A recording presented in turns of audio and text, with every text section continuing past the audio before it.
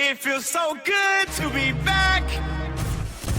We've been waiting for a long time. Yes, we've been waiting for a long, long time. We've been waiting for a long time. But we ain't gonna wait no more. We're getting ready to rock and roll. We're gonna 1, 2, 3, 4, 1, 2, 3. Boys are back in town.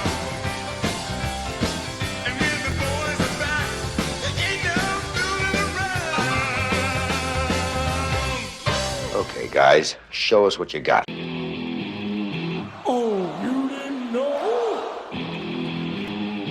Your ass better call somebody.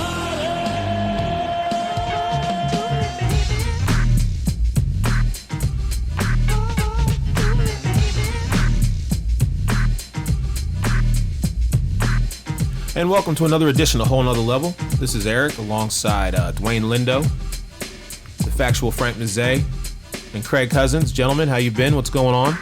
What's going on, man? How you doing? I'm actually I'm glad to be back with everybody. I know everybody's been out of town. Craig was trying to get a job at Gillette Stadium this past week. He I noticed that. Yeah, about 30 resumes in. I'm sure he did. I told him, I said, listen, if you need a wingman, call me. I was actually in New York for a little while, so that was fun. I was trying to get the jump on the Jets and the Giants, but unfortunately they wouldn't let me in. They saw the Eagle tat and they were like, no, sorry. Frank, what's new and exciting? Anything? Nothing new and or exciting, but I'm good. How are you? I'm all right. I'm hanging in there. Well, as always, we do this each and every Saturday when the four of us can get together, listening to us, whole nother level. Gentlemen, I want to start the conversation by asking y'all a question. Does anybody here feel that Michael Vick is getting a bum rap? Because there are people in Pittsburgh who do not want him as a part of the Steeler team. You know, frankly, I feel that we shouldn't even be talking about this. This has been over since Michael Vick has done his time and paid for what he did. Do I agree with what he did? Obviously not. I'm a dog owner. I love dogs. In no way, shape, or form do I condone, and I'm sure most people, don't condone hurting innocent animals, whether it be a dog, cat, or what have you. But he's just like if someone murdered someone or committed a crime, they serve the time, that they serve the punishment that they deserve, and then they move on with their life. Michael Vick did just that, and he should be left alone, as far as I'm concerned. Let him do his job. Let him play the game. I think all this, hoopla about should he still be punished or whatever folks are wanting to happen to him, that should be thrown out the window. He did his time. Simple as that. I mean, there is a petition in the city of Pittsburgh. They do not want him to be a part of Steeler Nation. Now, here's my thing. He's not coming in to save your team. You still have Ben Roethlisberger. He's a backup. So I'm trying to understand and wrap my head around, why is everybody making this a big situation? Who knows at this point? I mean, But I mean, 15,000 people just decided, yes, we do not want Michael Vick a part of Steeler Nation. And I'm like, wait a minute. Didn't Ben Roethlisberger get accused of something? Now, Twice. Yeah. Good point. Very good point. And he's your starting quarterback. Now, granted, he was never found guilty. He never served any jail time. But twice he was accused of something, yet the city of Pittsburgh still rallies behind this man. And he still is considered to be a good guy. You know, as Frank always says, what's going to sweep all this under the rug is when they start winning. But the season hasn't even started yet. So the moral is, if you're going to screw up, do it with girls and not dogs. Absolutely. It's okay with people, but not pets. Apparently, yes, you can cause bodily harm to another human being, but you put a dog in a dog fight and they will come at you from every side humanly possible. But part of it is that people just want to protest now. Just not even Michael Vick. People have become whiners. So, I think that's part of it. And the other thing is Pittsburgh's not like every other NFL city. The Steelers typically have done things differently. And Roethlisberger example, but beyond Ben, they've gotten rid of people pretty much immediately for, put it this way, no knuckleheads in Pittsburgh, basically. I mean, if you look at the way that organization does things, everything from the coaches, I mean, they've had like 4 coaches in the entire history of the team, maybe 5. I mean, it's, pretty much, a by-the-book organization. So the fans there, they get used to certain things, certain standards. I don't know if that's what it is or not, but I think it's mostly that, what you guys were saying earlier about people like dogs.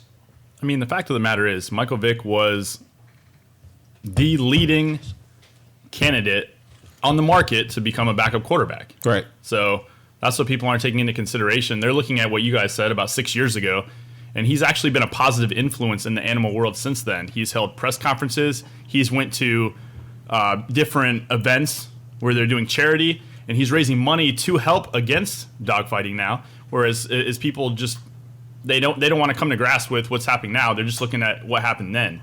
And he's actually, like I said, been a positive influence and been a change in the dog community. So I think that it's time to let it go. Like you had pointed to, Eric. People are still harping on the past when, in fact, he's already paid his dues. Right. Gotten back into the league. Yep. Now let the man play. Right. Let him live his life. And that's what I just can't seem to get with, you're talking about a team that normally rallies behind their not the team, but the whole Pittsburgh culture. They rally behind their players. It doesn't matter whether it's baseball or hockey or football. They rally behind these guys. And I thought if there was a team that would embrace him and not have so much negativity, I thought maybe this would be a good thing for him. And like I said earlier, he's not replacing Roethlisberger. He's only coming in at a backup position. So it's not like he's going to play. Barring injury, Michael Vick will not play this year. Well, I mean, you got to understand, too, and from what I understand is the fact that, it's a small group of people who are signing a petition. It's not Steeler Nation per se. 15,000, though. 15,000 people. Okay, I mean, again, that's a lot of people. But There's a lot of dog owners out there. Yeah, well, Look, yeah. you couldn't I mean, get I'm a dog 15,000 owner. people to sign a petition to help poor people or hungry people or homeless people. Right. I mean, But you can get 15,000 to sign and say, we don't want Michael Vick as a part of the Steelers. Well, you did get 9% of people to vote for D's nuts in the election. So, I mean, you can get someone to sign anything. This is true. I want to jump away from Michael. I just wanted to get your opinion on that, but I want to talk about a guy who I personally feel is getting a serious bum rap in the NFL, and a gentleman who just recently found out about maybe an hour or two ago.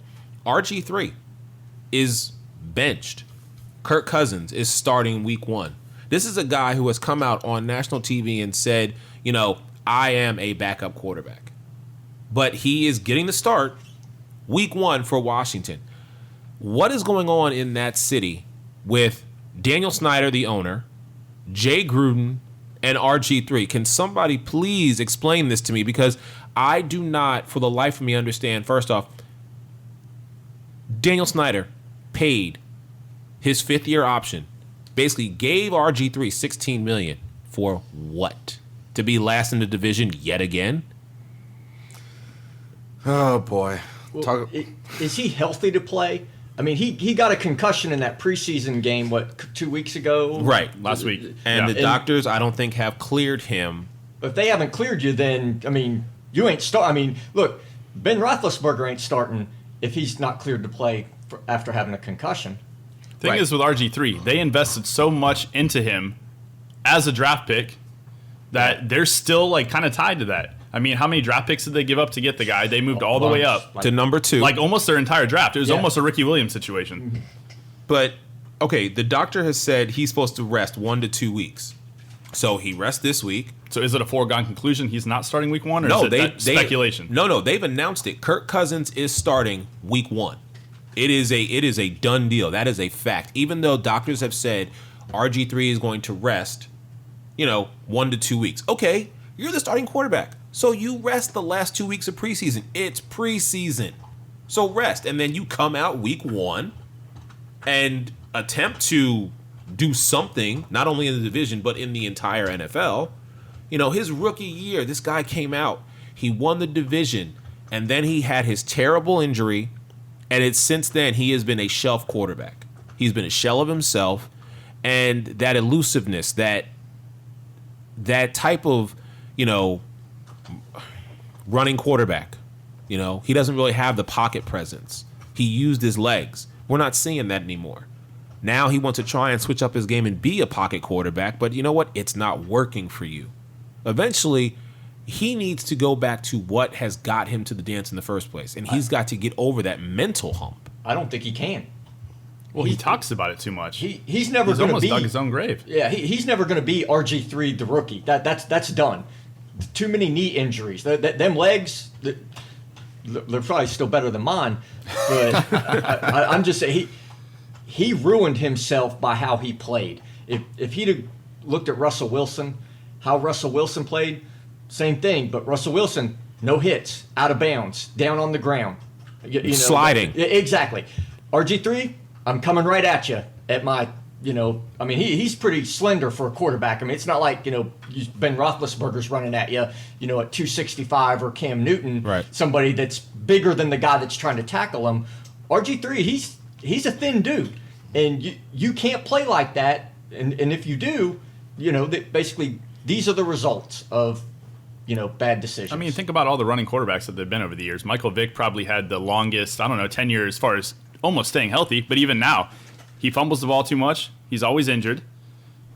Johnny Manziel, running quarterback, same thing. Got a couple big hits on him. He got injured. Same thing with RG3. So I think, and to say, is he done? I don't know, but maybe the Redskins, I don't know why they paid him $16 million.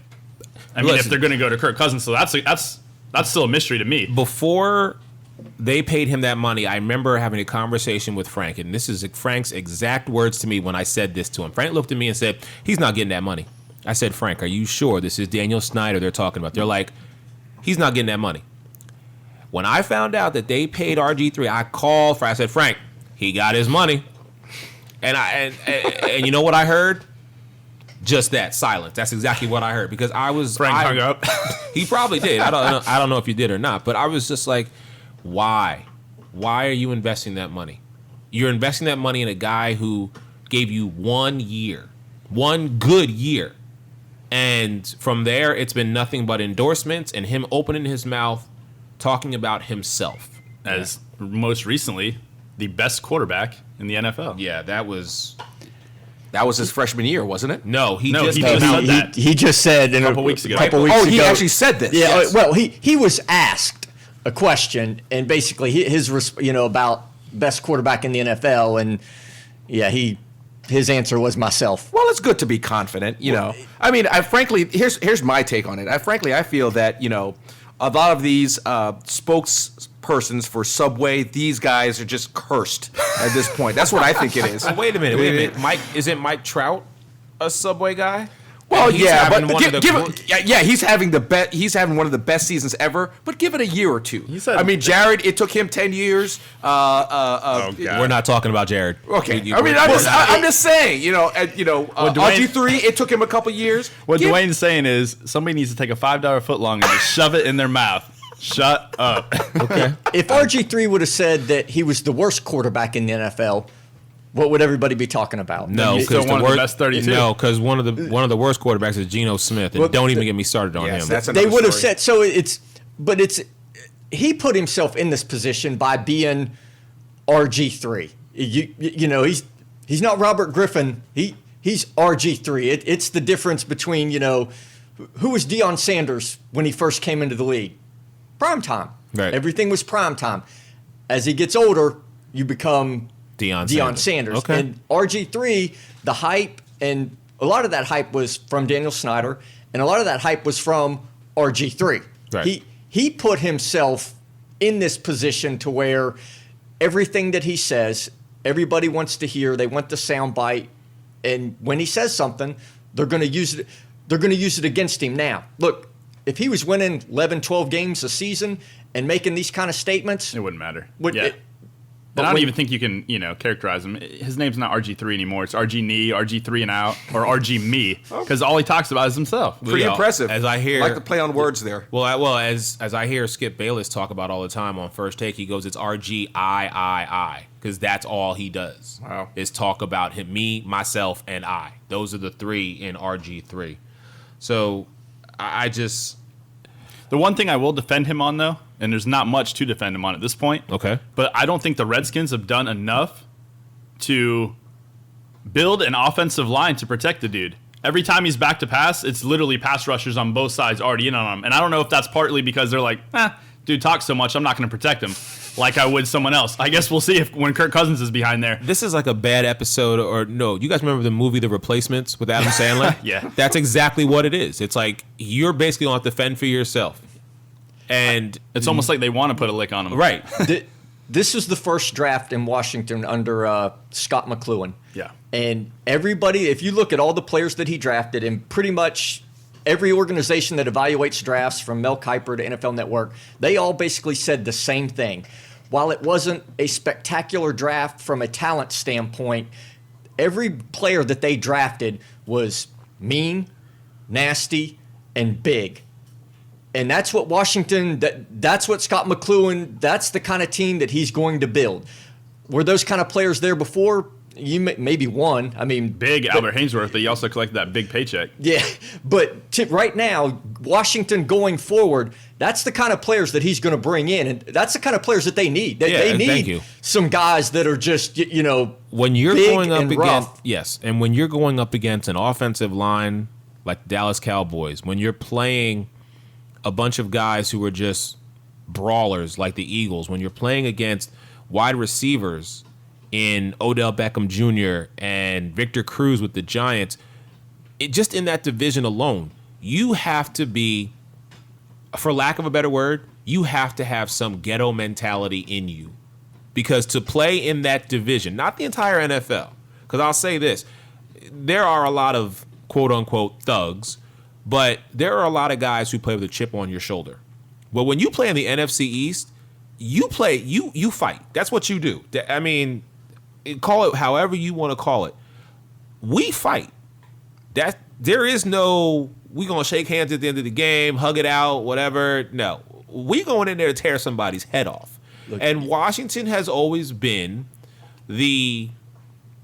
I won't say the prima donna of the group, but they don't have that thug mentality. Didn't used to be that way. I mean, they used to be they were the hogs. I mean, they were. Well, I mean, of guess course, what? They became like Babe. Babe. What's the one from Charlotte's Web? Yeah, But- I mean, and not just in the NFC East, but look, Seattle ain't going nowhere. And you need, I mean, look, there's still teams in the NFC, and even if you want to win a Super Bowl, you better have some tough dudes on that team. You can't be mentally weak because the Legion of Boom is still there. So Not if you got all of 'em. if you got a finesse, what? not all of them. Cam Chancellor will be back. When? Huh? When? Dude has like 3 years left on his contract. But he's still sitting out. They He haven't lost 20% of restructured. his pay this year. They haven't restructured Yeah. his contract. They got somebody to replace him. I ain't worried about that. Everybody but else he's is not still there. okay. But he's not. No, Byron Byron Maxwell's Maxwell went to the gone. Eagles. Walter Walter Thurman's gone. Come on, Cam Chancellor. That was the But three Walter spot Thurman's right there. been gone for like 2 years. He Okay. sat out last year. Ain't worried about that. Look, Watch what happens this year. that backfield, Bobby Wagner's still there, right? I believe so. Earl Thomas didn't go nowhere. No, he's still there. We're not All right, saying they're Ri- not a good unit. Okay, Richard Sherman's still playing. Yes, he All is. right. I know everybody loses a guy here and there, But to lose Byron Maxwell and to lose Walter Thurman, and now you got Cam Chancellor who is holding out because he wants his contract restructured. And yes, Bobby Wagner is still there because Bobby Wagner got his contract restructured. I'm sorry. You've seen Cam Chancellor. You cannot sit there and tell me he is not. He's a beast on defense. Oh yeah, look, I ain't denying. I'm just saying, dude just got a new contract. I mean, basically, they just gave him his money. Like what? 2 years ago? 1 year ago? 2 years ago. 2 years ago. Okay. That's my biggest pet peeve there is. When someone gets a contract a couple years ago and then 2 years pass But by, look they what want a new they've contract. done in those 2 years. But I'm just saying, not just him, and I'm just talking about in general. I mean, in 2 years, back-to-back NFC conference champions, back-to-back Super Bowls. They won a Super Bowl. Come on now. Y'all got to pay this man. They didn't win all that. Look, they didn't win all that because of Cam Chancellor. I'm not saying they did. But he was an instrumental part of winning. So therefore, you got to pay him. They would be back-to-back Super Bowl champions if it wasn't for a bad call by Pete Carroll. Okay? Negative. But whatever. Just made a good play. Whatever. Butler. Back-to-back Super Bowl champions. You could spin it however you want to. What I'm simply saying to you is this. Cam Chancellor deserves his money. There are some guys And out he there. got it. No, he didn't. He just got money 2 years ago. He was good 2 years ago when they gave him his and money. he's still good. If you can Yeah. restructure Bobby Wagner's contract, you can restructure Cam Chancellor. So all you're saying that he should get more money than he got 2 years ago. What I'm saying Bobby is, Wagner didn't have 3 years left on his deal. you know what? They can restructure. They can find a way to restructure. There are guys in the NFL right now who don't deserve the league minimum who are playing, okay? And Cam Chancellor's a guy who's been producing over the last 2 years. And you mean to tell me you can't find a way to restructure that man's contract, but you can restructure Bobby Wagner's contract, and you let Byron Maxwell go? Granted, you're going to lose a few pieces. Because you had to pay Russell Wilson. You had to pay Russell Wilson. I believe Michael Bennett wants a new contract, or he just got one. Another defensive end over and there. then y'all went out Earl and got Thomas. They have to play Jimmy Graham. Yeah, thank you. You went out and got Jimmy Graham. Did you really need him? Yeah. Russell Wilson needs some you need weapons. another target. They need weapons. Yeah. Their Another offense target. is How can you say Bad. that when for the past 2 years, like I just said, this team went to the Super Bowl? Actually, you said it, Eric. The reason why is because they lost Byron Maxwell. They lost, Walter Thurman. Right, but that's on the defensive side. Yeah, I'm talking and they about carried the them. offensive It side. doesn't mean of the their ball. offense was good just because they made it to the Super Bowl. The 2000 Ravens made it to the Super Bowl. And does anybody talk about their offense? Trent. Dilfer. Okay. All right. I'll give you that one. But They're just trying to give Russell Wilson a little more help, basically. They lost Percy Harvin. They basically got rid of him. They got his exact mold, though. They got one of the best players, I think, in the draft, in Tyler Lockett. He's going to be nasty for them. All right. Watch. Remember that name. Tyler Lockett. No team has been able to keep everybody that's done something good for them. You got a salary cap. Sometimes you got to make decisions about going forward who's getting the money and who's not. And, you got to look at the books. And sometimes, Cam Chancellor, are there a lot of teams that would want Cam Chancellor? Yes. Absolutely. Yes. But now, if Cam Chancellor don't show up, is there teams that are going to give you a whole lot for Cam Chancellor? No. In a trade? You're right. You got to work it somehow. But Listen, all I'm saying is this. As a native Philadelphia fan, if you were, by some sheer miracle, able to pull this off and give me Byron Maxwell, Walter Thurman III, and Cam Chancellor Oh, here we go. on the Eagles squad, it's a wrap. Someone hasn't woken up yet. It's a wrap. No, I'm being a realist because I know we're not going to get him. Believe me, I understand that. But what I'm saying to you is, should that be the case, it's a done deal. And everybody shows up, barring injury. I have to throw that caveat in there. It's a done deal. It's a wrap. I'm telling y'all right now. You can sign, seal, deliver that check. We getting that ring. But it has not happened yet. Speaking of not happening, is that one of them participation rings? Like Exactly. No, James those Harrison are kids frowned upon. Those are frowned upon. I'm glad you brought Don't that give up. any participation I'm awards. glad you brought that up. Thank you. James Harrison, how do y'all feel about that? He made his kids give back the participation awards because he's like, you didn't earn this. How do y'all feel about that? I love it. No problems with it at all. Well, you tell the people like these parents now that are PC, these Here's your 10th 30 place something, ribbon. yeah, 30, these 30 something, 40 something mothers that love their kids and want to see them do well and don't want to see their kids upset, their sons or daughters upset. Tell them that, You're all winners. Yeah, exactly. You're all winners in my book. They'll frown upon that. But I mean, personally, I'm old school when it comes to that. It's all about winning. I mean, you win at all costs. So, all right. So frankly, I everybody- don't think it's a good. I think it's a good idea for Harrison to do that. I mean, I don't blame him for doing it, but He comes from But a what do I competitive know? family, so he wants No, his, but- his but- kids to be competitive. That's he- the situation. He didn't say, he said that I will support my boys in anything that they do, but I don't want them to assume that the world owes them something just for showing up. He was an undrafted football player out of Kent State, and basically made it on to the Pittsburgh Steelers and made it to, he became, he's, on the back end of his career right now, obviously a little older, but James Harrison, he works. You can look at him. You can tell he goes to the gym. There ain't nothing that he can say that was just given to him.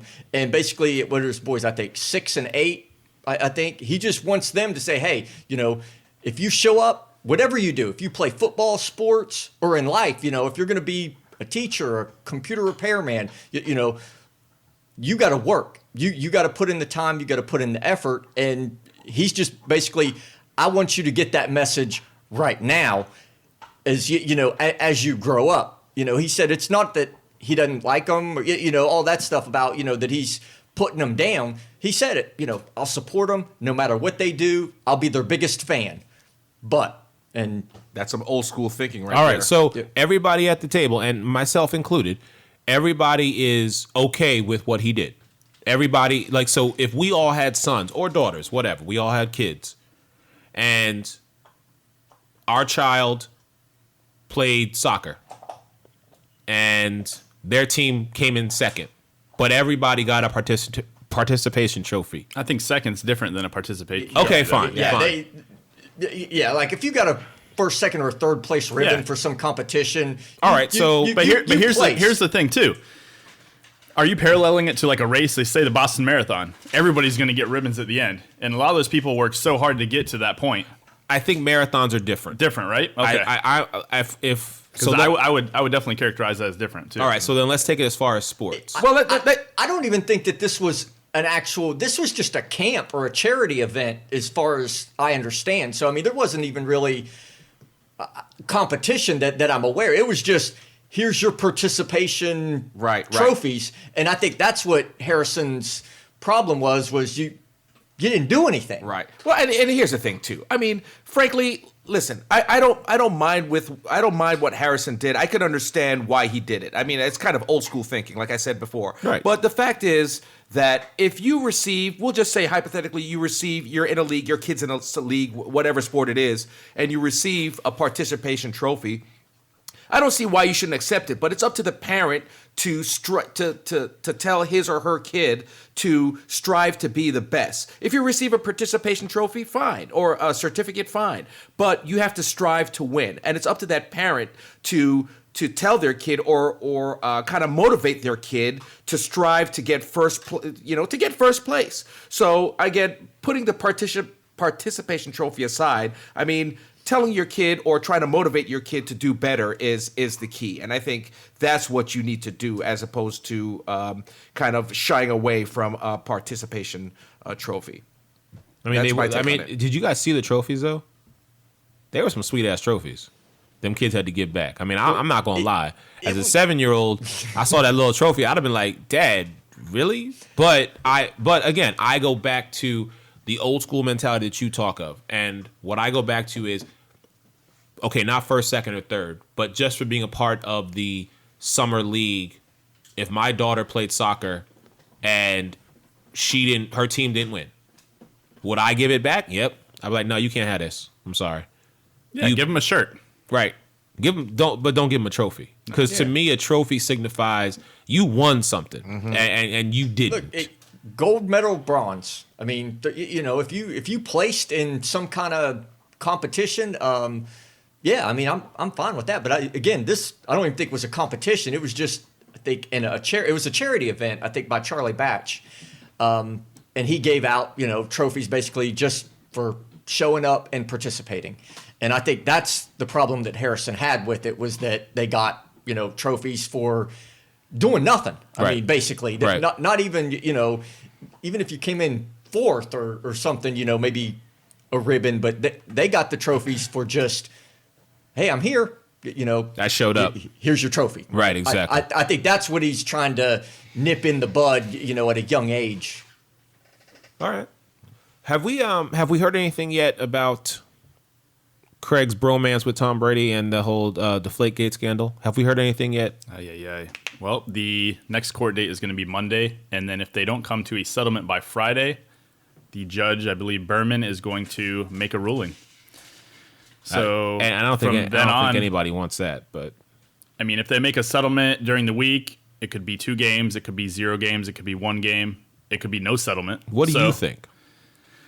What do you think is going to happen? Honestly, I mean, the season is starting in less than. I mean, there's 2-3 really been weeks. no indication that these sides are going to come to an agreement. They've met already 2-3 times. They met independently before they brought a judge into it. My opinion is now them meeting again this week is not really going to sway anything that's already happened. So what I think is going to eventually happen is the judge is going to make a ruling, and either 2 games or 0 games, in my opinion. So you're saying either 2 or nothing? I don't think it stays at 4 regardless. I think it goes either to 2 or nothing, but I think if it's at 2, Tom Brady will still appeal that to a higher court and then try to get an injunction to where he can still play week 1. That's my personal thought about it, because I think if he was going to give in, he would have done it a long time ago. Why are you going to say, like, okay, yeah, I'll accept 2 games that you're admitting guilt now? If you're going to admit guilt, you would have done it at the beginning, correct? I agree with Craig on the 0 to 2 games. It won't stay at 4. My reasoning is based on what little I've seen about it or about the court dates. It was the judge was poking holes in both of their cases, basically, but he made emphasis to point out basically how weak the NFL's case really is from a physical evidence standpoint. Just kind of reminding them, hey, you're going forward with this with not really a whole lot if you're going to put it into an actual court of law based on evidence, no hearsay kind of stuff. So I think he's going to lean that way. Now, he also did the same thing with Tom Brady, kind of pointing out to him the holes in his case as well. But I think that he's going to swing that Tom will come out of this better than the NFL will. Dwayne, let me get your opinion, and then I'll give you mine. I mean, frankly, you know, I when this first came out, obviously you knew Brady was going to appeal, but I mean, what evidence? And I kind of understand Brady's standpoint. You know, what evidence does the NFL have that prove that Brady had anything to do with this, or even knew about it for that matter? So again, you know, the 4-game suspension. I mean, I knew it would have been overturned. I thought that was a stretch from the beginning, even though I'm not a New England Patriots fan. I hate the New England Patriots. I'm a Giants fan, as everyone knows. But, I think chances are you won't see him for the first 2 games of the season. Eric? First 2 games. As it stands right now, the NFL wants to suspend Tom Brady for 4 games. Which is 25% of the season. You're right. And they've already taken first round draft, I believe a first round draft pick. And first round draft pick, a 4th round draft pick, and $1 million fine. Yep. Well, that $1 million fine, you can whatever. That's a drop in the bucket for Robert Kraft and that whole Patriots organization. Well, here's the deal. Initially, in the rule book, is a $25,000 fine for an on-field equipment procedure, like what do you want to call it? Malfunction, not malfunction, but if you go against the rules, equipment violation. Right. Something that was intentionally $25,000. Something that was intentional, basically. Exactly. Basically, yeah. And it's been noted during the Vikings game, I think it was against maybe Carolina, that they were heating the footballs on the sideline to either inflate or deflate. There's been, the Browns in the cell phone gate, text gate, whatever not. So there's been other rulings that have come down which are way less harsh and didn't actually target a certain person, but targeted the team. Okay. So I still don't understand why it's targeted to an individual person. If you're going to do that, then you need Gostkowski's cell phone. I mean, he's the one kicking all the balls. You need the center's cell phone, touches the football on every single play. I mean, these are the things that I don't understand. And not to mention, they had the cell phones from the 2 locker room employees. Okay. Texts go both ways, do they not? Yes. Just saying. I'll give you 2 words to sum up everything you just said and to answer your question. I can answer that in 2 simple words. Tom Brady. That's exactly why. I mean, you have to look at everything that the NFL stands for and who is their golden boy. So when he does something, the punishment is going to fit not necessarily the crime, but it's going to fit the individual. Tom Brady is the face of the NFL. You know, if we talk about any other sport, there's always going to be that one guy that everybody, whether you love sports, don't know nothing about sports, or hate sports, you know there's this one guy. In the NBA, it's LeBron. Whether you love him or you hate him, or you know nothing about him, but you know LeBron. Yeah. Right now, in Major League Baseball, it's Mike Trout. Whether you know his stats and know anything about him, it's Mike Trout. He's that go-to guy. Even in hockey, I mean, I could look at several guys. I could look at Ovechkin. I could look at Crosby. I could look at any of the guys on the Chicago Blackhawks. You know, but in the NFL, for the past decade and a half, since he won his first of 4 championships, it has been Tom Brady. Hasn't been Peyton Manning, Aaron Rodgers, Drew Brees, Ben Roethlisberger. None of those guys. You know, even Donovan McNabb in his heyday. Everybody looked at Brady. So now, this is technically, and follow me here for a minute, technically, this is Brady's 3rd strike, okay? The first time was Spygate. Okay, let me follow you for a second. Okay? Before I start on that. That was the first one. He was a part of the team. The team was taping the practices of the other team. He was a part of the New England Patriots, okay? But he still got a ring. That was the first one. Then there was the second one. There was a second one. There wasn't a second one. Everybody thinks the damn tuck rule was one. Ah, thank you. Which it wasn't anything. Thank you. That was in the rule book, whether it was a bad call or not. I mean, I think it was a great call. Some other people may disagree. Okay, thank With you. that said, so the tuck rule, the tuck he has rule was nothing first. to do with the ruling. The tuck rule was first because people not a have violation said in that's not a that's violation. not a at all. violation. Yeah. But what people are saying is, And Tom Brady wasn't specifically. Tom Brady wasn't really Tom Brady, and then the tuck rule happened, which made Tom Brady into this grandiose individual. I think that's more about that. Tom Brady wasn't Tom Brady then to where he would get those kind of preferential calls. I think that was more about Al Davis and the NFL's dislike for the Oakland Raiders, basically. Well, And however, you also have to remember that was the time, September 11th, the whole Twin Towers. all right, Things were going on. I get that. Everybody took the Patriots and ran with them as a team. I get that. So, all right. So the tuck rule was first, and then there was Spygate. So now this is the 3rd incident where the New England Patriots, which Tom Brady is a part of and has been a part of and has been a starter since 2001, has taken this team to 6 Super Bowls, has won 4 of those 6 Super Bowls. When you think of the NFL, men, women, children, they think of Tom Brady. So that's why I say to you, the punishment fits the individual, not necessarily the crime. It's not an individual punishment, though. To answer your question, and I can't believe I'm about to say this, but this is how I feel. Because he's Tom Brady, I don't think he's going to get any games. I really don't think so. I think between the judge, the NFL, and Brady's attorneys, In that terrible Wells report that was had more holes in it than a piece of Swiss cheese. you're right.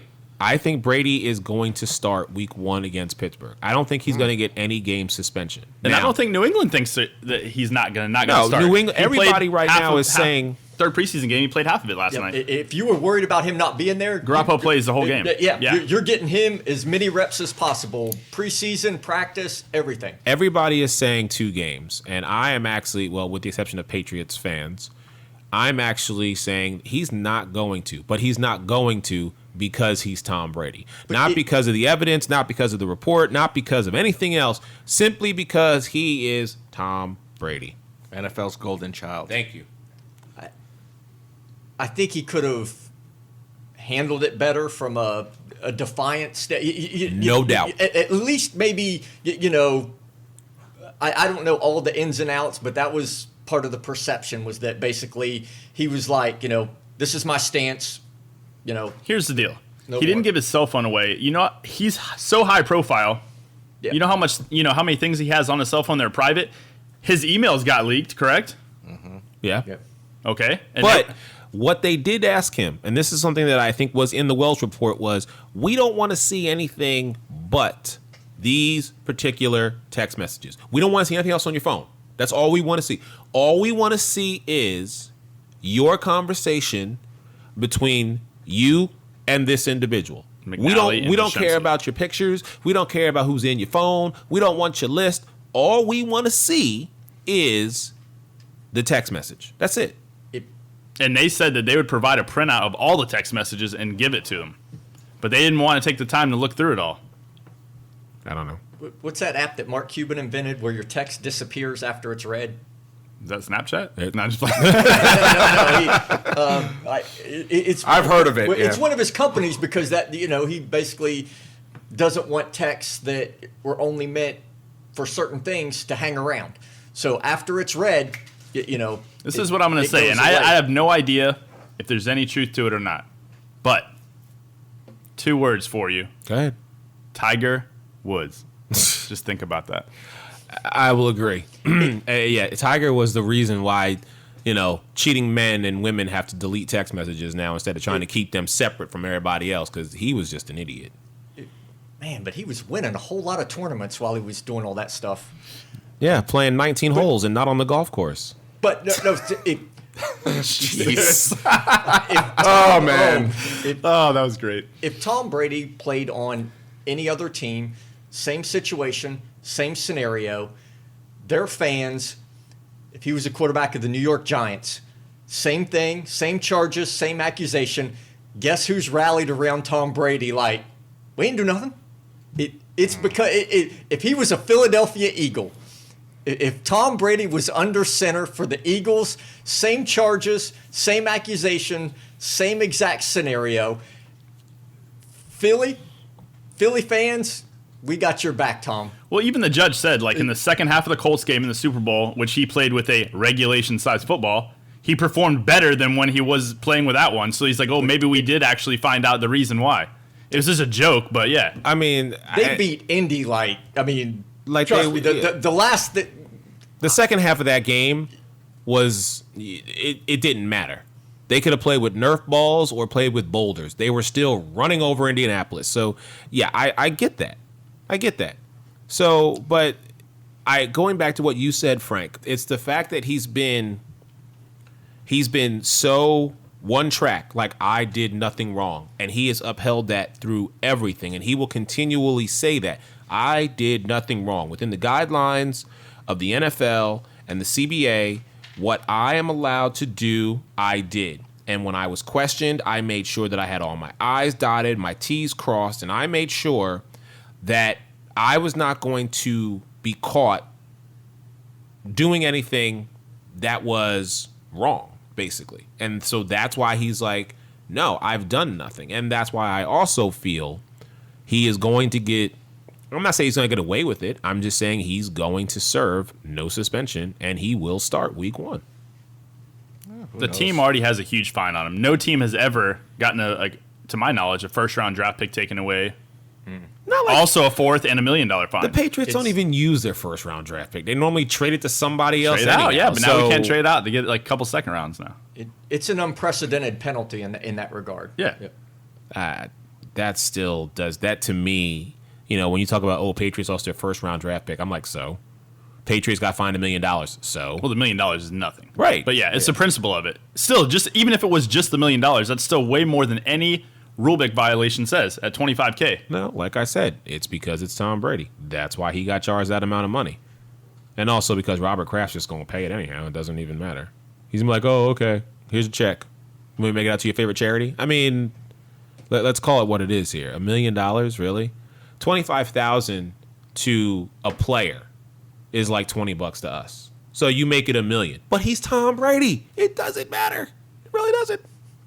Now, what about him and Giselle? That's my question, because I heard they were kind of on the rocks. Does anybody know? They're fine. Are you sure? Yeah, they're good. You sure? There's false reports out there, but If anyone's going to maybe know, he got a it'll hold be of Craig. maybe she got a hold of his cell phone. Well, she didn't come Nah, I'm just swinging. kidding. She didn't come swinging with no golf club. So I'm sure he's under a lot of stress right now, so it might not be a perfect situation at the home. But under a lot of stress. a lot of stress. How can you be stressful when you're Tom Brady? I mean, you know, Really? they're trying to question his legacy right now. Oh, It's a little stressful. Listen, his legacy will. I don't care what anybody says. His legacy will always have an asterisk next to it. Always. Oh, They always will. no chance. Yes. No. How do you go 18-0 and lose in the biggest game? That to me. I mean, I'll tell you why. Why? The damn New York Giants. David Tyree and David Tyree and helmet Mario catch. Manningham, two ridiculously lucky catches that I've ever seen in my life. Listen, there are three things: skill, aggression, and luck. Sometimes it's better to be lucky than good. I mean, literally in the first one, Eli Manning should have gotten. Oh, He yeah. should have been He down. should have. What The happened whole to your offensive line held, defense? and then he closed his eyes and just threw it up. Everybody says he closed his eyes. The helmet. He said 500. Somebody came down with it. Okay. All right. The fact is, the Giants have a Super Bowl ring. Two. Yeah, well, At the yeah. expense of the Patriots. Right. That's all I care about. Personally, Got to give him credit where credit's due, though. All right. So really quick, I know Dwayne, you got to ride out here in a few minutes. Let's just get some quick, bold predictions as far as what's going to happen this year within each division. Just I want to run around the table real fast. Let's Let's go start. through Let's start with. Let's start with the Patriots. Are they going to win the division? Yes, hands down. No. I mean, let's go through the teams really right. fast. All right. You got Geno Smith, he's done. Yeah. So now you got Ryan Fitzpatrick starting for the Jets. They'll have a decent. What about Bryce Petty? What about him? I think Bryce Petty might get a start. He might. Okay, here's the deal. When Bryce Petty gets to start, you know they're going to be cellar dwellers. Okay. So you can count them out. The Bills, they're starting Matt Castle at quarterback. So then again, they're going to have a good defense. They have skill players, but with that quarterback, I actually see the Bills sneaking in the playoffs. I have them as a wild card team. And the Dolphins have a lot of hype right now, but I just don't see it personally. So you're saying Patriots are just going to run away with it? I think it's Patriots, Bills, Dolphins and Jets, maybe. Dolphins, and Jets are going to be So you're I getting say Jets coin flip on both. So you're saying Jets at the bottom of the barrel. Frank, let me get your opinion. Just by default, I'll give a early New England Patriots just because based on previous. But their secondary, they've lost some players, so it's going to be interesting to see how that pans out. New York's defense is going to be pretty good. Yes. It almost don't matter who's behind who's at quarterback. You got Brandon Marshall at Yep. wide receiver. You got Eric Decker. They APB got a running is game. still out on Decker, though. I- still out on Decker. We're talking 2 years to still out on Decker. Jeremy Curley. Hey, he looked good with Tebow. They've got some offensive weapons there and a new coach. Buffalo, same thing. Buffalo's defense going to be pretty good too. Offensively, that's going to be their problem, quarterback. But Greg Roman's their offensive coordinator. Look, it's going to be a run-happy offense. Buffalo ain't trying to throw the ball more than They have some good receivers over there. 15 They got times. Sammy Watkins. They got They do, but typically Greg Roman's MO at San Francisco, of course he had Colin Kaepernick and everything, and Rex Ryan. Rex wants a big physical running game, play smash mouth football, ground and pound. So I'll give Buffalo a shot. Miami, there's talent there. I mean, could Miami win the division? Absolutely. Do I think they will? No. I think their linebackers and their wide receivers are too weak.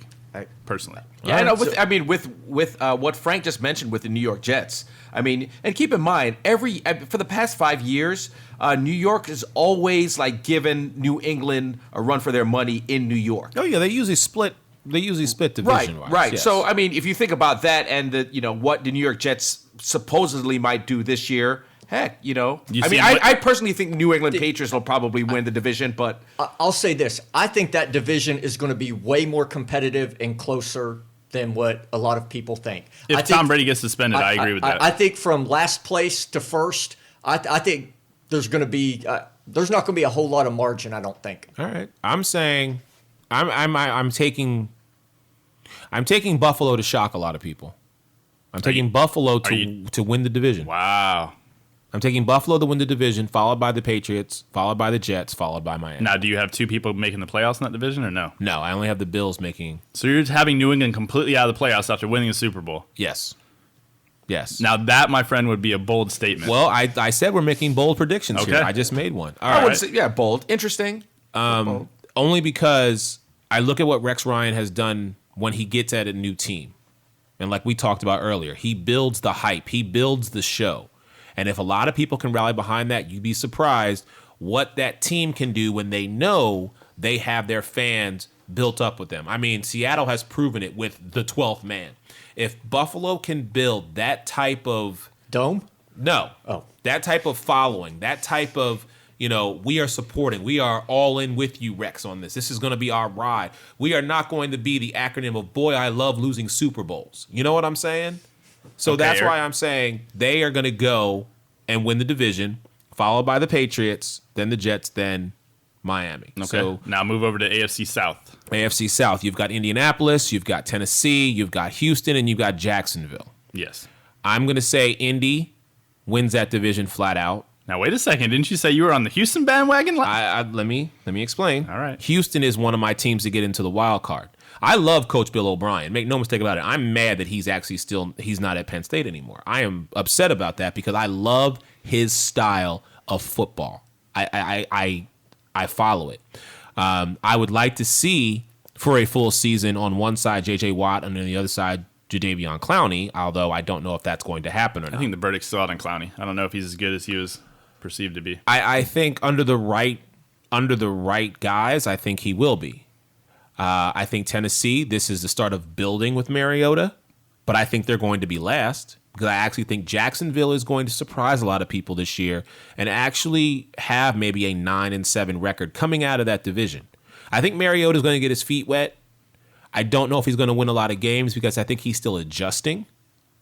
But if you ask me right now, I'm going to say, because, I mean, listen, everybody can say Andrew Luck is a god. I don't believe it. You still don't have a ring on your finger, so shut up. And he won't have one this year either. But what I am saying is I think him and the Colts are still going to be a dominant threat in the AFC South. I think Houston's going to slide in, and I think they are going to be number 2 and get a wild card spot. Then I think Jacksonville, and then finally Tennessee. But Tennessee is going to be on the rise. So look out for them. I'm going to say 3 to 4 years. Okay, Dwayne? Frankly, I think Houston takes this division. I mean, it's a toss-up between Houston and Indianapolis, in my opinion. And then, basically Jacksonville and Tennessee. I mean, I agree with you in terms of, Mariota. Tennessee's, for the most part, starting fresh, if you will. Tennessee, I don't know if Tennessee or Jacksonville gets bottom of the barrel, but both of them will be bottom 2. But I take Houston in that division. Frank? I don't really have a bold prediction for this division. Okay. I don't think Houston is any really much of a threat. Brian Hoyer, that's your starting quarterback? Well, Houston with a pretty good defense, I mean. Look, a lot of teams have good defenses and sit at home and watch the playoffs. But I will give you that. J.J. Watt makes up for a whole lot. But I got basically the same order. I got Indy, Houston, Jacksonville, and the Titans. One team coming out of that division for the playoffs, okay. and that's Indy. I do agree that Jacksonville, I think, will be better. And the Titans, I mean, look, that whole team just stinks. I mean, Mariota could play great. The team is just awful. So Yeah, he has no talent around him. Yeah, I think his receivers are Kendall Wright, Dorial Green Beckham. I think Justin Hunter, which is in legal issues right now. So I see Jacksonville and Tennessee both winning between 4 and 6 games. I think Indianapolis takes it by about 2 games. I think Houston finishes second. Okay. Wow, I'm in the minority, taking Houston at the top. You are. All right, so let's jump to the AFC West right now, where you've got Denver, you've got Kansas City, Oakland, and San Diego. I'll try and be objective here because, as we all know, my favorite person in the NFL next to Tony Romo was Phillip Rivers. But what I will say... Because he wears a bolo? Oh, I can't. If there's one person I can't stand, it is Phillip Rivers. Personally, He's outspoken. I don't like Give it to him. him. I don't like him. Cocky. But that's here nor there. I think Denver wins their division because of one man and one man only, Peyton Manning. He just is great in the regular season. Wait a second. The same Peyton Manning that I just read a report recently that he couldn't feel his fingers and that he had to stick them in water before and after practice. And the same Peyton Manning that had a noodle arm at the end of last season. Listen, in the regular season, Peyton Manning is probably the best quarterback in the NFL. When it comes to the postseason, though, I don't know who the hell he is. But in the regular season, Peyton Manning's going to win you the division. That's what he does. I'm going to go second, and I'm actually going to say Kansas City. They're my other wild card team because Andy Reid knows how to win. And now he's finally given Alex Smith a wide receiver in Jeremy Maclin who can catch the deep ball and be a legitimate threat on either side of the field. And you still have Jamal Charles, who can run the ball. All right. I think third is going to be San Diego, and staying at the bottom is going to be Oakland. I wish David Carr. Is it David Carr? Derek Carr. Derek Carr. Thank you. Yeah. I wish Derek Carr the best of luck. I hope maybe they can rally around him some way, shape, or form. But I don't see Oakland doing much. I mean, the division wise, yeah, they may pull one over on San Diego. They may get lucky and beat Denver in Oakland. But other than that, if they win 5 games, I'll be surprised. With this division, I personally think it's going to be the most competitive out of any division in the NFL this year. I think that the Broncos are going to take a little step back, although I still have them winning the division. I do. I think, actually, I'm going to go exactly how you went. I'm going Kansas City second, San Diego third, and then Oakland last. And I do think Oakland's on the rise. I like Derek Carr. I think he has a nice young arm on him. I love Amari Cooper that they drafted. So I'm big on that. I think they're going to have a pretty decent year, and I think they're going to split some games in that division. And I have them actually. I'm going to go Oakland's 8-8 this year. I think it's going to be all competitive. Everyone around 10, 9, or 8 wins. But you're still saying Oakland will be last in that I think division, so. yeah, Maybe 7 and 9. record. But I really do think that they're going to win some games this year. I mean, frankly, it's kind of hard for me to take anyone other than Denver in this division. I mean, I could see Kansas City stepping up, Maclin, the acquisition of Maclin. But I say, Denver, Kansas City, San Diego, and Oakland. Here's my bold prediction. Denver doesn't win the division, and Oakland doesn't finish last. That's Wow. Good. That's Okay. good. Yeah. I don't have an exact between Kansas City and San Diego. Kind of, to me, it could go either way because San Diego's still pretty good. They've got some talent there. Yeah. Kansas City could, have a rebound year. And I think Oakland's going to be better because I think Jack Del Rio is going to bring, while his record at Jacksonville he got them to the playoffs. He knows he can get to the playoffs. He likes big, physical, and he's a pretty organized, structural guy. So, which Oakland, if there's anything they need some organization and they need some structure. But there's been talent there. I mean, Al Davis and those guys like to draft speed. So, I mean, there's people there that can play. So, I think they'll be a little better. All right, Eric, Pittsburgh, Cincinnati, Cleveland, and Baltimore. Okay, bold prediction. Cincinnati wins the division and actually wins a playoff game. Ooh. Pittsburgh follows second, doesn't make it because I already have my 2 wild cards. Followed by Baltimore. Cleveland is the dog pound is just, puppies. So if you ask me, that's my bold prediction. Cincinnati, Pittsburgh, Baltimore, Cleveland. I am going to go Pittsburgh, winning that division. I don't trust Andy Dalton. He's a pretty decent regular season quarterback, but I have them finishing actually third. I'm putting Baltimore at 2, and I'm putting, the Cleveland they're last in that division. Although I do like some of the stuff that they're doing. I just think, to go from Hoyer, which was in the system and knew what was going on, to Josh McCown. What's the upgrade? There is none, in my opinion. Right. So I feel like you just made a parallel move, and actually it's going to take Josh McCown more time to learn the offense in the long run. I don't think they should have done that.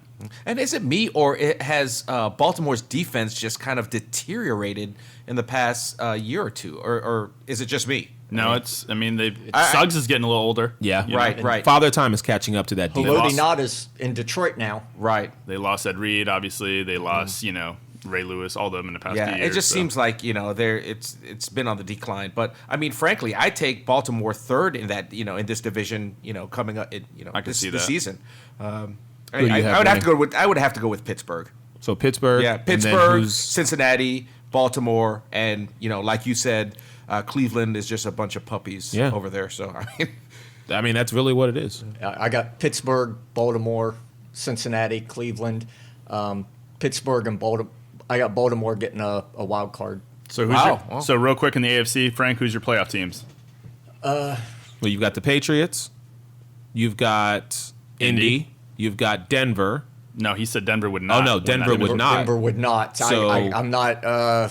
So in the West, you're still... I could go Kansas City or San Diego either way, but basically I got one of those two winning that division.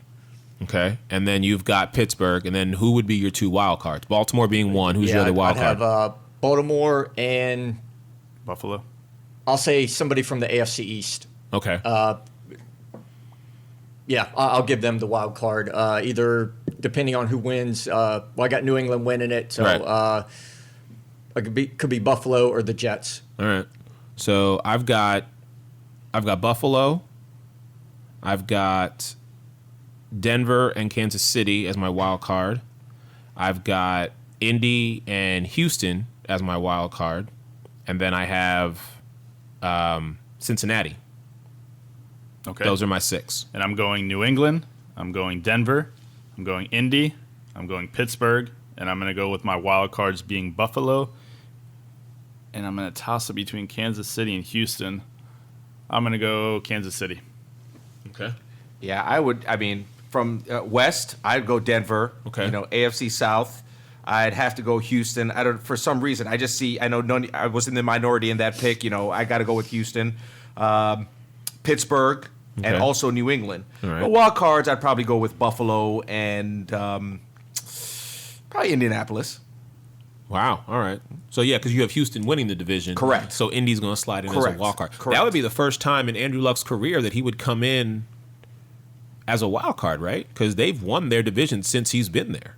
I mean, if my prediction That's correct. I think so. Yeah. I mean, So- there's That always a division's team. been pretty non-competitive for a little while. Yeah, no. Well, I mean, Peyton was there for years. It was a foregone conclusion. But Andrew Luck has taken over and, just continued the run of Indy. Okay. Switching So- over to the NFC, Eric. All right. And we got to be quick because I know, Dwayne, you got to Let's ride just out roll of through here. them. All right. Let's start with the NFC South. I'm going to say Atlanta wins, followed by Carolina, then New Orleans and Tampa. Wow, I say the same thing. Atlanta, Carolina, New Orleans, and Tampa. I know we discussed this in our last show, but Tampa. I think we were all in consensus that Tampa is still in a rebuilding year. But I mean, I say Atlanta takes this division. Good. I got Atlanta, Saints, Panthers, Bucks. Okay. I'm changing mine a little bit. I definitely have Atlanta winning the division. I got New Orleans next. Just based on what's happened in the preseason, Kelvin Benjamin going down for Carolina. I honestly, there's 0 weapons, 0 receivers. Did you see last night's game? Their top-ranked wide receiver dropped 4 balls, and 1 being a touchdown. I think there's nothing except Greg Olsen on that roster to even do anything on offense. So I'm moving the Bucks ahead of Carolina. I have Carolina finishing dead last in the division. Wow. So you're saying Atlanta, then the Saints, then But the I do Bucks. think Atlanta. I got the Bucks third. All right. So let's go to the NFC North, where Jordy Nelson is now out, but Aaron Rodgers still has plenty of weapons, and he's Aaron Rodgers. So I'm going to stay with the Packers. I'm going to say Detroit, and Detroit's actually one of my wild cards. And then I'm going to go Minnesota. The Bears are finishing dead last. I just don't see what they've done to better themselves, and they still have Jay Cutler as quarterback. So I actually agree with you 100%, and I have nothing else to say on that. Frank? I think I got Packers, Lions. See, I think Chicago. I'm torn because while they haven't done much, and yeah, Jay Cutler's still Jay Cutler, they at least have a real football coach this year who's going to at least make them look a little more like a football team. Doesn't mean there's talent there, but at least they should be a little more organized. So I think that'll go a long ways. And yeah, Kevin White's out, the wide receiver. Yeah, Bears last. Their defense is awful. All right. I say Packers, Lions, Bears, and Vikings. So you're Vikings going last. So you're the only Dead one who's last putting the Bears with AP on the third. comeback. Yep. You're the only guy putting the Bears above. All right. Let's see. We got the NFC West, which is Arizona, San Francisco. Why am I losing? St. Louis. The Rams and Seattle Seahawks. thank you. Wow. I'm off my game today with the NFC West. All right. Well, Seattle, followed by. Oh, this is a toughie because on one hand, I can never ignore Larry Fitzgerald. I love that man, and if there's anybody who I feel is deserving of a championship, it's him. Even though I know he's not going to get it, being on Arizona's team. But on the other hand, Colin Kaepernick with the 49ers, even though they lost Jim Harbaugh and Willis is retired and they just have so many problems with that team, I see them still getting at least 9 wins. With that schedule, they can still get 9 wins. And I don't know if that's going to be enough. So, all right. So here we go. I'll say Seattle wins, Arizona, then we'll go San Francisco, and dead last is The Rams. St. Louis, because Nick Foles is, I mean, as great as he may have been, he's a learning quarterback. I don't think he's going. So there you go. Yeah. I'll just jump in real quick. First off, I don't think Nick Foles has ever been great, but I guess an upgrade for that roster. Anyways, I'm gonna go Seattle. I think Arizona. I have Arizona making some moves this year. I think with Carson Palmer back, I think they have a great defense. I got them second. I got St. Louis finishing third, and I think the 49ers might finish in the top 3 worst teams in the league this year. Wow. That's my bold prediction, actually, that the 49ers in the bottom 3 of the league this year. Just too much stuff has happened in the offseason. They've lost so many people, and I just don't think they have a good roster. Wow. That's big. Yeah. I'd have to say Seattle, possibly Seattle, Arizona, San Francisco, and then St. Louis at the bottom of the barrel. Okay.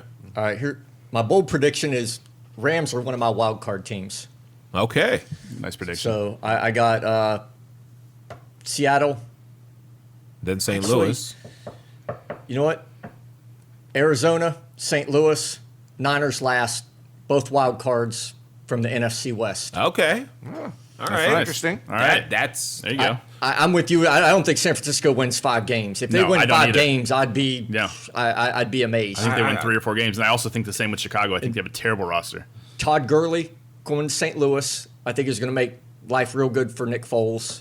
And their defense is all the defenses in that league, Seattle, Arizona, and St. Louis are Awesome all defenses. Yeah. they're stacked. So all right. And finally, the NFC East. And Craig, you're the only objective one at this table. I am the objective one. So yes. we're going to let you go first. Okay. Because I you're am the gonna go only first. objective one Yes. in this division. So Well, that doesn't mean, just because there's, all of us are fans, well, other than Craig, of a team in this division, doesn't necessarily mean that we can't be objective. I mean, come on now. So you're Very going true. to okay, all right, fine. Then you know what, Dwayne, Mr. Objectivity. Okay. fine. You go first. Okay, so I frankly, with all that being said, Because the Giants. well, it'll be between Philadelphia and New York for this. I mean, Philadelphia preseason looks, they look fairly good this preseason. Just kind of looking at what they have, all the crazy stuff that took place over the summer. But I mean, if I were to give a team the edge, I think I'd have to give the Giants the edge. I'm just saying, I'm being objective here. I'm being completely objective. objective. He picks his team. No, listen. I'm telling you right now. I don't bet with my heart. I bet. I look at the teams and try to match them up evenly and come up with a conclusion. And frankly, if you're telling me who's going to win this, if you're asking me who's going to win this division, I'd have to give New York just a slight edge. Then Philadelphia, Dallas, and then Washington ends it out. Okay, now I'll jump back in, being the only objective person here at this table. Wait a second, Dwayne. Does that mean I have to jump on Odell Beckham if I'm doing fantasy with you? All right. I actually have Dallas winning this division. I think they got robbed. Actually, you know what? Against the Lions, they had a call go against them, and then the other call go for them in the playoffs. So they probably should have finished where they finished. But no, I have Dallas winning this division. I have Philadelphia finishing second. And then I have the Giants, and then I have the Redskins. I honestly think that the top 3 teams in the division, though, is going to be really, really close within a game or two. Yeah. And I like some things that Washington's done, but just the quarterback controversy down there and things like that, I don't see them finishing anywhere but 4th. But we'll go over my wild card teams here in a second. I don't think there's a great team in this division. really at all. And I agree with what Craig said. I think it's going to be really close. I'm torn on winning. I got, Philly and Dallas winning that division possibly. Or I could even see Dallas coming in third behind the Giants. Tom Coughlin's about due for a run. I mean, he's been missing the playoffs the last few years, and they've been stinking it up. So it seems to be after that they make a Super Bowl run. Of course. This is their time. I mean, they have to. I mean, Coughlin has to do something at this point. But it's not that I don't trust Jason Garrett and that defense. All they have is a big offensive line, and they lost DeMarco Murray, which Darren McFadden. I mean, if he stays healthy, yeah, it's a decent replacement. Yeah. Too many question marks, but I'm torn because Philly has too many. But if I'll go Eagles, Cowboys, Giants, Redskins last, just because Washington doesn't have any talent. Eric? I want you all to stop what you're doing and listen to me. This is going to be the only time that you hear me say this. Oh, no. Here is my bold prediction. Are you ready? I can't wait. Here's my bold prediction. That Tim Tebow makes the Philadelphia Eagles. Pro Bowl. Wait, did I just ruin it? Did I ruin it? Oh, okay. No, you didn't. No, you didn't. As I always say every Sunday when I watch this game that we love so much, there are 31 teams in the NFL, and then there are my Philadelphia Eagles. I am an Eagles fan from start to finish. However, with that being said, Mr. Lindo, I am actually going to reverse the pick of Frank and say that the Dallas Cowboys win the division, followed by my Philadelphia Eagles, followed by the Giants, followed by the Washington Redskins. Here is my reason for not, and I'm being truly objective when I say this, the Philadelphia Eagles have put together a host of talent. But a lot of that talent has a lot of question marks that come with it. I don't know if Sam Bradford's going to be healthy. Yeah. I don't know how Mark Sanchez is going to play. I don't know if Tebow's going to make the spot. I don't know how the combination of Sam Bradford and DeMarco Murray is going to work. Granted, it worked in college, but is it going to work in the NFL? I don't know if Byron Maxwell and Walter Thurman III, along with the rest of that defensive core, are going to be able to hold up against these powerhouse teams. And the biggest question that I have is, and it pains me to say this, Tony Romo knows how to pick apart our defense. That pains me to a depth no one can ever understand unless you're an Eagles fan.